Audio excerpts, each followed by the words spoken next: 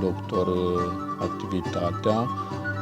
Am reabilitat sediul farmacie, sediul dispensar veterinar, urmând ca în acest an să montăm o centrală termică, montarea de calorifere în fiecare spațiu, pentru a evita degradările interioare datorită unei temperaturi care nu e totdeauna constantă, fiind încălzirea prin sobe. Am fost la Liceul Jiu, am văzut acolo investițiile, însă nu este singura școală care v-a preocupat. Da, toate școlile au fost, la ele au fost modernizate centralele termice, au fost făcute reparații, introducerea de antigel și în special aici la acest centru civic am fost și am reabilitat împrejmuirea prin acest gard. Am în satul Fărcășești-Moșneni, aș vrea să uit, am realizat o copertină pentru desfășurarea de parastase a enoriașilor din satele Fărcășești-Moșneni. În satul Peșteana de Jos avem în acest an investiție privind reabilitarea picturii interioare, realizarea tapeteasmei și urmând ca să putem pe 3 iunie să oficiem și să slobozim și să sfințim această biserică din Peșteana de Jos, Sfântul Ioan Botezătorul. Am văzut că și fântânile și troițele sunt într-o stare foarte bună. Da, am avut reabilitarea în jur de 7 fântâni, aceasta constând în realizarea de acoperiș, platformă betonată, împrejmuire gard și am realizat o fântână în satul Broștenița pentru cetățenii care nu aveau acces și nu aveau apă potabilă. Mai mult decât atât, am făcut racordarea celor 2 sfere în satul Peșteana de Jos, zona Valea Călugărenilor, pentru ca rețeaua de apă a satului Peșteana de Jos să fie îmbunătățită, racordând încă 2 foraje. În total avem 4 foraje care alimentează această rețea de apă. Sunteți edil de un an. Care, nu știu, este cea mai mare realizare? Cu ce vă mândriți dumneavoastră? Realizări sunt toate, m-am gândit pe toate planurile, inclusiv am ajutorat persoanele care au suportat cheltuielile de mormântare a deceselor apropiaților în sumă de 1000 de lei pentru fiecare deces. Anul trecut am cheltuit în jur de 500 de milioane lei vechi. Am ajutorat oamenii care au avut nevoie de operații, unii au beneficiat în sumă de 2500 lei. Anul acesta am propus ca fiecare persoană care are nevoie de o recuperare după o operație sau o persoană cu handicap să decontăm în sumă de 1500 de lei anual, aceștia trebuind să aducă la sediul primăriei pentru a face dovezile, pentru a face acest decont. Care este bugetul local pe un an al comunei? Ați făcut foarte multe lucruri. Bugetul local, toate cheltuielile de întreținere a școlilor, de toate serviciile de care beneficiază, iluminat public, care este toată comuna, au fost înlocuite foarte multe corpuri de iluminat, s-au montat și s-au schimbat foarte în jur de 300 de lămpi.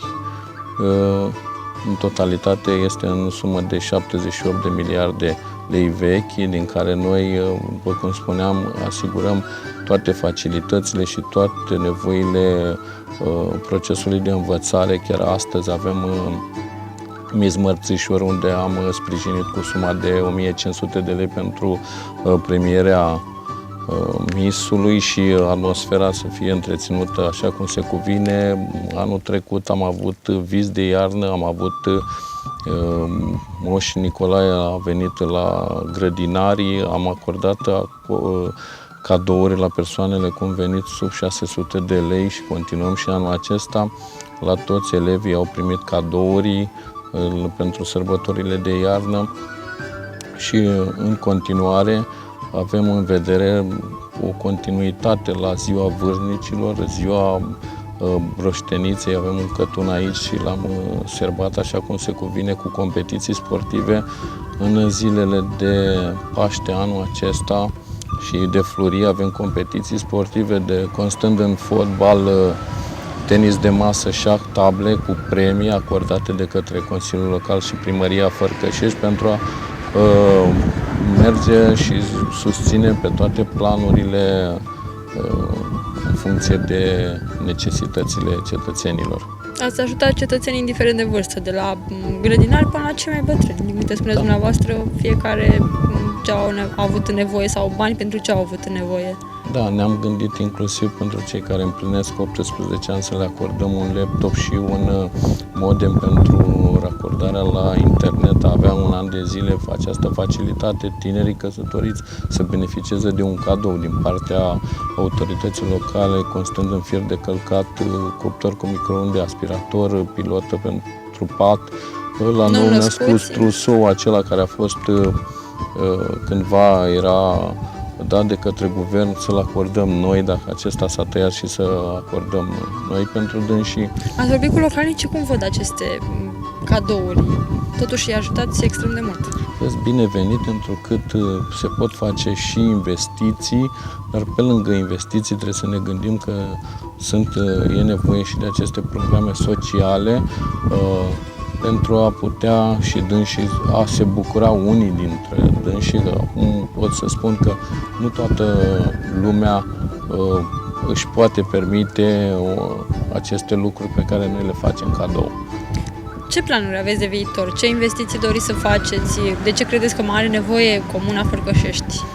Mai sunt foarte multe lucruri de făcut în Comuna Fărcășești, în ceea ce privește reparațiile la drumurile. Ne-au rămas drumuri din satul Fărcășești Moșneni de reparat, satul Roșia-Jiu, Rogojelu, Valea Călugăreniului, Valea cu apa. Pentru fiecare în parte, la timpul oportun, o să investim. Nu sunt lucruri atât de grave care să necesite. Noi ne-am gândit la prioritățile din anul trecut. Eu am avut și dezbateri publice cu cetățenii pentru a putea să știm care sunt necesitățile acestora. Deci mergeți în comună, vorbiți cu cetățenii, ascultați, încercați să le rezolvați problemele. Da, dânsii sunt nemulțumiți după 22 de ani de la aplicarea legilor fondului funciar. Noi, eu împreună cu aparatul de specialitate, am compartimentat, să zic așa, partea aceasta agricolă.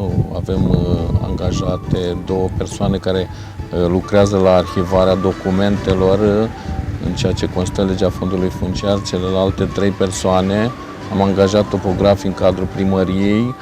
Săptămâna viitoare achiziționăm stația totală și stația GPS pentru a putea merge în teren. Noi nu am avut, din 2011, nu am avut topograf angajat. Avem o societate de gospodărie locală care are 16 angajați la ora actuală. Prestăm servicii de salubrizare, reparații iluminat public, reparații rețele cu apă. Chiar acum lucrăm la o stație pentru cetățenii din satul Fărcășești Moșneni, a putea capitona aceasta și să poată să beneficieze și dânsii de un confort când așteaptă mijloacele de transport. Sunteți mulțumit de ce ați realizat până acum? Nu am cum să fiu mulțumit de dumneavoastră. Noi, la țară, cum suntem, facem pe o parte, se strică pe cealaltă, întrucât o foarte mare întindere comuna și lucrurile care s-au făcut acum 10 ani trebuie refăcute și oamenii sper că o să înțeleagă referitor la partea aceasta de fond funciar, că tot ce am făcut este în beneficiul dânșilor și anularea foarte multor acte care au fost eliberate ahotic. Dânșii își dau seama, ne înțeleg, acum au văzut și dânșii că trebuie pus al litera legii înainte de toate ca aceștia să poată beneficia de acte de proprietate așa cum se cuvine. Noi vă mulțumim pentru timpul acordat în realizarea acestei emisiuni. Vă mulțumim și noi pentru atenție. Ne revedem săptămâna viitoare la o nouă ediție a emisiunii Antena Cetății. Toate cele bune!